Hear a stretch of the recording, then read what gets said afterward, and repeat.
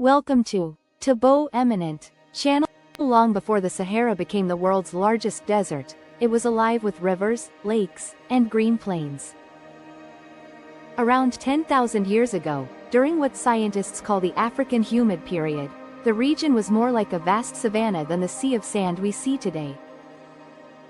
Rainfall was plentiful, and the land supported herds of antelope, giraffes, hippos, and even crocodiles. Early people thrived here, fishing in the lakes, hunting game, and eventually herding cattle. Thanks for watching. Request you to subscribe. The channel. Their way of life is still visible on the walls of the Tassili Niger Mountains in Algeria, where rock paintings show scenes of daily life. Hunters with bows, dancers in ceremonial masks, and farmers tending cattle under the open sky. To look at these images is to glimpse a lost world, one where the desert was fertile and alive. The rains grew weaker, the lakes dried, and the green Sahara gave way to encroaching dunes. Many of the early communities vanished, but some adapted and built complex societies in the changing environment. One of the most remarkable were the Garamantes, who emerged in what is now Libya.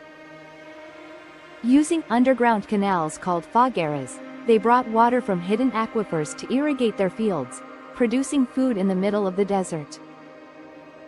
Their capital city boasted stone houses, tombs, and fortifications, and they traded salt, gold, and slaves across the Sahara.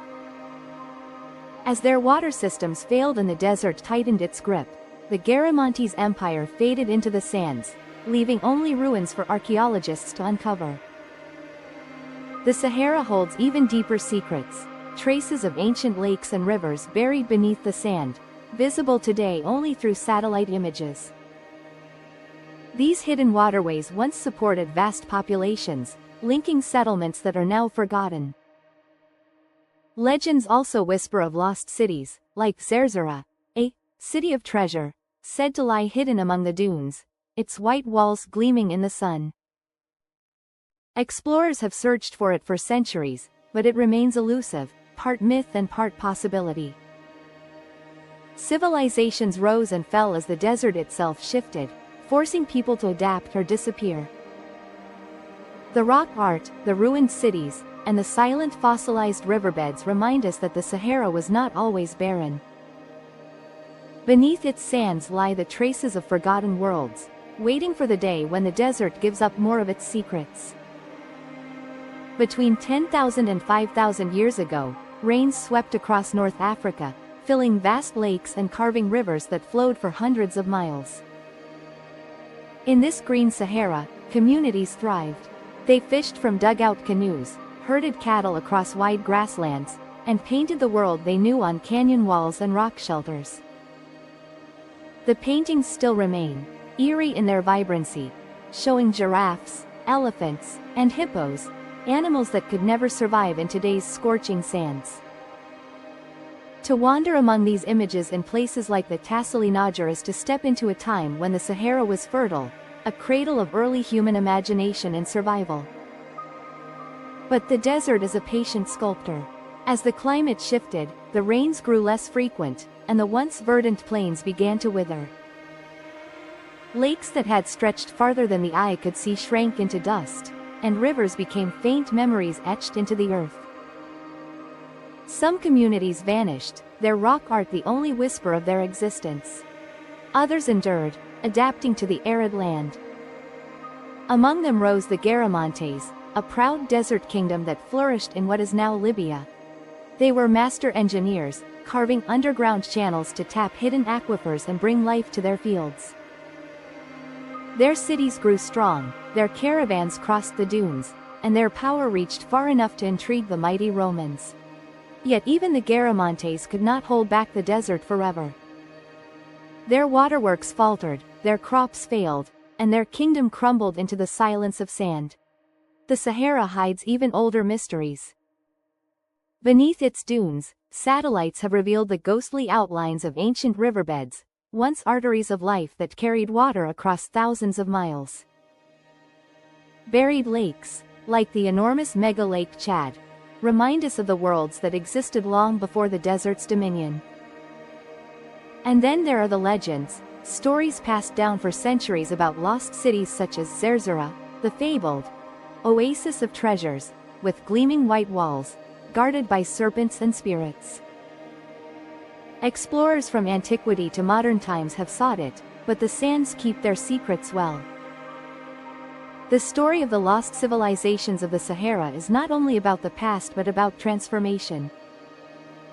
It is the tale of people who thrived in a land that was both generous and cruel, who created beauty and innovation in the shadow of a desert that would one day erase them. Today, travelers who cross the Sahara see only emptiness. Yet beneath the dunes lie forgotten kingdoms, vanished rivers, and a reminder that even the harshest landscapes were once alive with dreams and voices now buried in the sand. Long ago, before the Sahara was a kingdom of sand, it was a world of water and green. Imagine standing where endless dunes now roll and seeing instead wide grasslands dotted with acacia trees, herds of antelope grazing, and crocodiles slipping silently into rivers. This was the Sahara of 10,000 years ago, during the African humid period. People built their lives here, not as wanderers, but as settlers. They fished from reed boats, hunted hippos in the marshes, and carved their stories into stone. On cliff walls and hidden caves, they painted giraffes with long necks bending to graze, cattle in long herds, and hunters dancing in masks that suggest rituals we can only guess at. These works of art, still glowing beneath the desert sun, are the voices of a people who wanted the world to remember them. But the desert remembers in silence.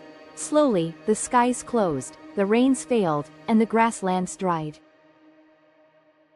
Lakes that had spread for hundreds of miles shrank into pools of mud, then disappeared into cracked earth. Families left their homes, moving toward the Nile or deeper into the shrinking oases. The desert today seems eternal, endless, and empty. But beneath its dunes lies a palimpsest of forgotten worlds. Rivers that once flowed, lakes that shimmered under the sun, cities that rang with laughter and trade. The Sahara is not just a desert, it is a graveyard of civilizations, a keeper of secrets. And with every discovery, whether from an archaeologist's brush or a satellite's eye, we learn that this vast sea of sand was once a stage for human triumph and tragedy, where life fought against time, and time always won.